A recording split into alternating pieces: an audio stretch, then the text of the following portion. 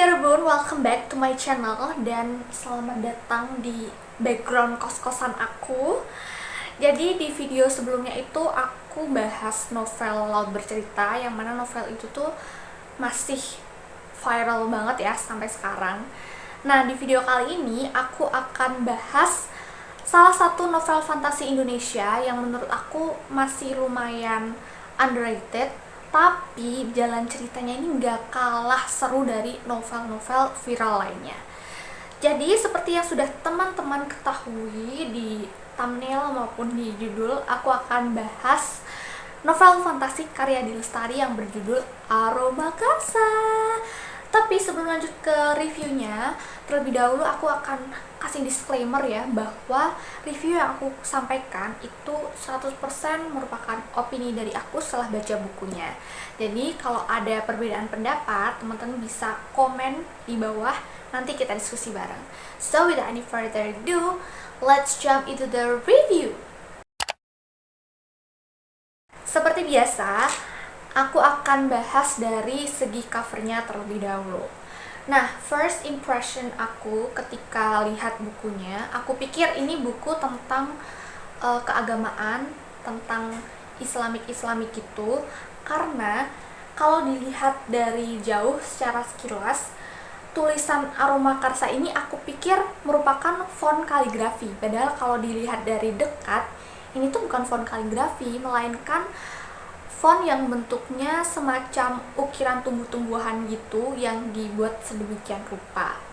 Selain itu, cover ini juga didukung dengan background dan juga gambar-gambar flora fauna yang ala-ala vintage gitu, jadi bikin buku ini tuh tambah kelihatan estetik dan appetizing gitu.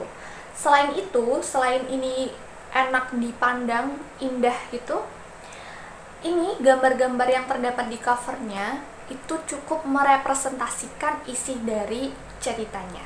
Nah, ngomong-ngomong soal isi cerita, di buku ini itu terdapat salah satu tokoh pemuda yang bernama Jati. Nah, Jati ini merupakan pekerja serabutan gitu guys. Tapi di antara semua pekerjaan yang dia lakukan, Jati ini paling bangga dengan pekerjaannya sebagai peracik parfum, karena dia ini memiliki kemampuan indera penciuman yang sangat tajam dan sensitif. Jadi, di salah satu toko parfum, Jati ini bekerja untuk menganalisis notes perfume dari brand-brand ternama untuk kemudian di-recreate kembali.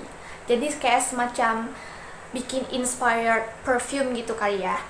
Tapi hal-hal seperti itu kan ilegal ya masuknya, sehingga suatu ketika tindakan tersebut itu diketahui oleh salah satu brand ternama. Akhirnya Jati ini kemudian dipertemukan oleh pemilik brand tersebut yang bernama Raras Prayagung. Nah, Ibu Raras ini memberikan Jati dua pilihan. Yang pertama, Jati harus diproses secara hukum, atau yang kedua, Jati ini dibebaskan, tetapi Jati harus bekerja pada Bu Raras seumur hidupnya. Nah, setelah melalui beberapa pertimbangan, Jati kemudian memutuskan untuk memilih pilihan kedua, yaitu bekerja untuk Raras Prayagung seumur hidupnya. Tapi ternyata Jati ini tidak semata-mata dipekerjakan sebagai pegawai biasa, melainkan Raras Prayagung ini menarik Jati ke dalam kehidupan pribadinya. Sehingga dari situ Jati juga mengenal anak dari Raras Prayagung yang bernama Tanaya Suma. Nah, Tanaya Suma ini juga memiliki kemampuan yang sama seperti Jati, yaitu indera penciumannya ini sangat tajam dan juga sensitif. Nah, semakin lama Jati mengenal keluarga Raras Prayagung, Jati ini kemudian mengetahui tentang Puspakarsa. Jadi Puspakarsa itu merupakan tanaman yang terdapat dalam dongeng, yang mana diceritakan bahwa Puspakarsa itu memiliki daya yang sangat luar biasa. Tetapi tempatnya itu tersembunyi dan tidak dapat dilihat secara kasat mata. Walaupun begitu, Raras Prayagung ini sangat terobsesi dengan bunga tersebut dan menganggap bahwa bunga itu tidak hanya sekedar dongeng, melainkan memang benar-benar nyata adanya.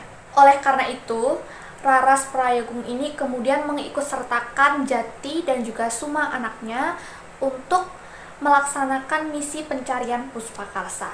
Nah, semakin jauh Jati menjalankan misinya untuk mencari Puspakarsa, semakin banyak juga misteri yang terkuak. Kira-kira itu tadi garis besar atau sinopsis cerita dari novel ini. Sekarang kita akan lanjut ke poin-poin reviewnya. Yang pertama, aku appreciate banget dengan penulis yang berani mengangkat topik atau tema menarik dan unik seperti ini. Karena jujurly, aku tuh jarang, bahkan belum pernah menemukan novel maupun cerita yang mengangkat tentang indera penciuman.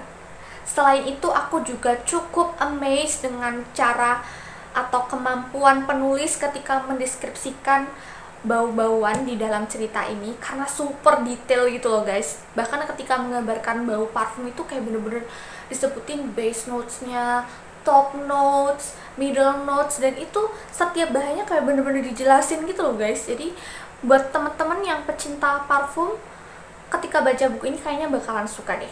Kemudian untuk poin yang kedua, kita lihat dari segi fisiknya dulu. Nah, sekilas kalau dilihat ya, ini novel tuh kayak tebal sekali, seperti kitab suci. Kayak aduh, aku bisa nggak ya baca novel ini karena tebal banget. Tapi jangan khawatir guys, percayalah padaku, ketika teman-teman coba buat baca buku ini, kalian tuh nggak bakalan kerasa kalau baca novel sebanyak 700 halaman, karena bener-bener teman-teman itu akan dibuat penasaran di setiap babnya. Jadi nggak bakalan jenuh, kayak nggak kerasa, kayak tahu-tahu aku udah mau sampai ending aja nih gitu. Selain itu ya, aku juga sangat suka dengan detail kecil di setiap perpindahan babnya. Jadi contohnya tuh ada ini nih, misalnya ada di bab ini, dari setiap perpindahan babnya itu pasti disertai dengan ornamen-ornamen kecil seperti ini. Walaupun itu memang tidak memberikan efek secara signifikan ke dalam isi ceritanya, tapi menurut aku ini cukup refreshing gitu loh buat pembaca. Jadi gini, ketika kita baca satu bab gitu ya, kan kita dihadapkan dengan banyak tulisan. Nah, ketika kita akan beralih ke bab selanjutnya, kayak mata kita, pikiran kita di-refresh dengan melihat beberapa detail ornamen kecil seperti ini. Jadi menurutku hal-hal seperti ini merupakan plus point. Lalu untuk kekurangannya, sebenarnya ini buku udah bagus banget sih. Cuma ada beberapa hal yang menurut aku sangat disayangkan. Jadi di sini tuh di bagian bab-bab akhir menuju ending gitu, menurut aku ya, kayak terlalu to the point gitu loh. Jadi seakan terkesan seperti tergesa-gesa gitu loh. Padahal menurut aku ya, sebenarnya ini bakal lebih perfect lagi kalau di bagian-bagian tersebut itu ceritanya lebih dikembangkan. Kemudian aku agak kurang sreg dengan endingnya ya. Tapi menurut aku ini preferensi, karena aku itu tim clear ending. Jadi ketika baca ending dari novel ini kayak menurut aku nanggung gitu loh. Jadi seakan pengen dibikin ending yang gantung, tapi ini tuh endingnya nggak sengegantung itu. Tapi dibilang clear ending, ini juga yang nggak clear banget. Jadi menurut aku kayak di tengah-tengah nanggung lah. Tapi mungkin itu nggak selera aku aja kali ya. Mungkin dari teman-teman ada yang suka dengan ending seperti ini, bisa komen di bawah. But overall, aku suka banget sama buku ini. Buku ini bagus banget dan worth it untuk dibaca. Apalagi untuk teman-teman pecinta novel fantasi, aku rekomen buat baca buku ini, karena teman-teman akan mendapatkan pengalaman membaca yang berbeda dari novel-novel fantasi pada umumnya.